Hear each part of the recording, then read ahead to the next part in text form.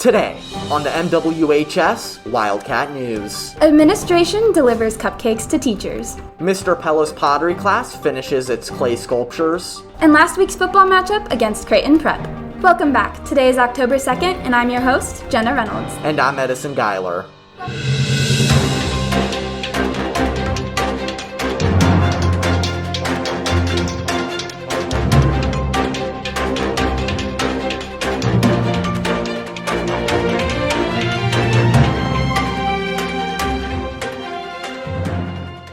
Good morning, Wildcats. To show support for its faculty's work during COVID-19, administration visited each room of the building on September 18th to surprise teachers with cupcakes. Some of our reporters followed the food cart and administrators around the school to gather more details. On Friday, September 18th, the administrative staff at West went around to all the rooms and hallways throughout the building. During this time, they brought treats on a cupcake cart to show their appreciation for the teachers.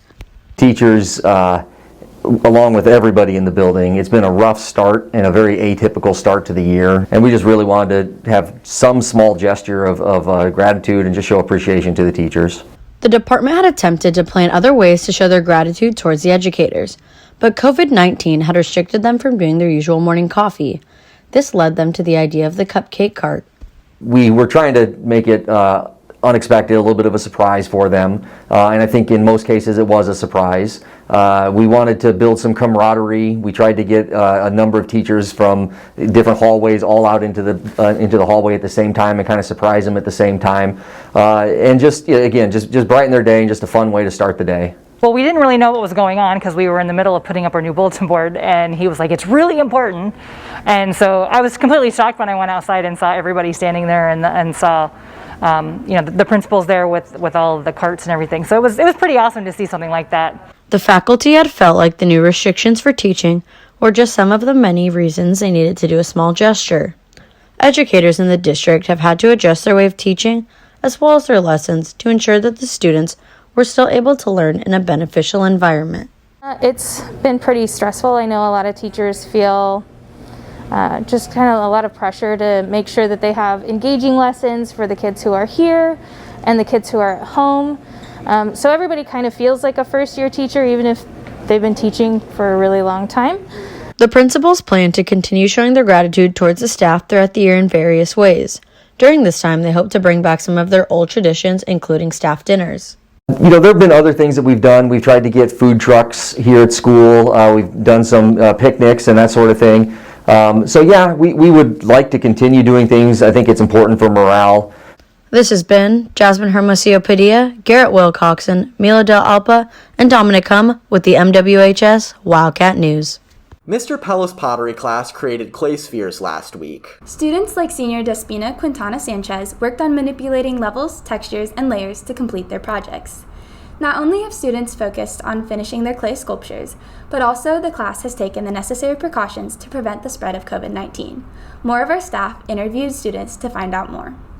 From September 21st to the 25th in room 308, Mr. Pella's pottery class has spent the last several days creating and building a new design. In pottery, we're working on a sphere design where the students are using geometric and organic shapes to do one design on one side of the sphere and a different contrasting design on the other side, and they have to think about high relief, medium relief, and low relief so that it has different layers and different levels. Although Senior Despina Quintana Sanchez was uncertain what she wanted to make at first, she has taken to adopting a unique approach to her sphere design. I honestly didn't really have an idea what I was going to do when I started it, but I just kind of started putting together a lot of ideas, and so I winded up with kind of like an organic side and then an inorganic side, and so one side is a lot of like wiggly shapes and kind of like inorganic things. Pottery is a fun class for many, but it also comes with a set of challenges students have to work around. I learned that you have to be really patient when it comes to clay, because if you try to rush, then things don't really go your way, and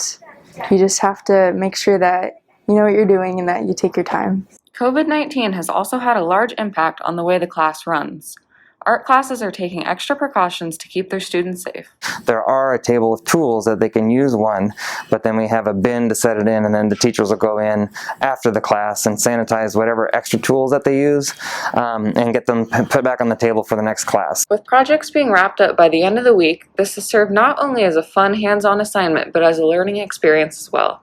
This has been Olivia Edwards, Caden Roth, Dana Summers, And Madison Brandis. with the MWHS Wildcat News. Creighton Prep defeated Millard West in their September 25th football matchup. After explosive second and third quarters by West, Prep erased a 26-point deficit in the final 10 minutes, resulting in a 29-26 loss for the Wildcats. West is now 1-3 on the year following the loss. Wildcats senior quarterback Jacob Jones led the team in rushing with 129 yards and 1 touchdown, and Blue Jays senior quarterback Sam Meisenberg threw for 117 yards and a score. Strive executive producer John Willis and chief photographer Tenley Wright interviewed some members of the football team to gather more details about this game. On Friday, September 25th, Millard West faced the Creighton Prep Junior Jays at Westside's Phelps Field. Both teams were 1-2 on the season, and the game was an all-out battle. A student section of 100 students was allowed to attend the game for the first time this fall. Before they were there, it was just kind of like a regular reserve or JV game. Didn't really feel like a varsity game, so definitely improved the atmosphere with having them there. Both teams struggled on offense right out of the gate. Defenses dominated the first half, and the first points weren't scored until late in the second quarter when senior defensive tackle Ryan Kukowski tackled the Prep running back in the end zone for a safety, forcing Prep to kick from their own 10-yard line.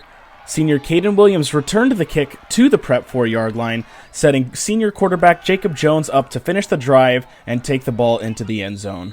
Senior kicker Nasser Nabolsi also kicked a field goal in the final seconds of the first half to put the Wildcats up 12-0 going into the break. Prep wasn't running anything different that we didn't expect, so I felt good about the game plan, and the kids were executing it really well. Millard West came out of the break firing on all cylinders. After forcing a 3-and-out, the Wildcats marched down the field with a long drive. During the drive, starting quarterback Jacob Jones left the game with an injury. Sophomore backup quarterback Brady Brow came into the game and finished off the drive with a 20-yard touchdown run. The defense forced another 3-and-out, and the offense scored quickly on a 39-yard touchdown by junior Chase Holtman. This put the Cats up 26-0 going into the fourth quarter. First, of course, I was hoping that he would be okay. But then when they were calling me over, I didn't really have much going through my head. Kind of just happened. So just went in there and just tried to run the plays and do what I do. So Creighton Prep did not give up. The Junior Jays offense began to roll, scoring 29 unanswered points in less than 10 minutes. Jack Stessman and Max Sanders both had 25-plus yard touchdowns to get the rush game going, and Sam Meisenberg threw a touchdown pass to A.J. Rollins after a second straight 3-and-out by the Wildcats. Millard West got the ball back and were marching down the field until a bad pitch from Brow to Peterson resulted in a scoop and score for Ryan Carney that put the Junior Jays up 29-26. Millard West got the ball back with less than 2 minutes remaining, but gave up a game-ending interception. The game's never over because obviously we were up 26-0. Yeah, we can just never step off the gas. We need to improve on making more stops and offense working together at the same time and just get a complete game. After Friday, the Wildcats dropped to 1-3 on the season and are in for a tough next few weeks. Millard West will host Lincoln East on October 2nd in their final home game. This has been John Willis and Tenley Wright with the MWHS Wildcat News. That's all for this week, Wildcats. Make sure to follow us on our social media, visit our website, and watch our previous broadcasts. This has been Jenna Reynolds and Edison Geiler with the MWHS Wildcat News. We'll see you next week.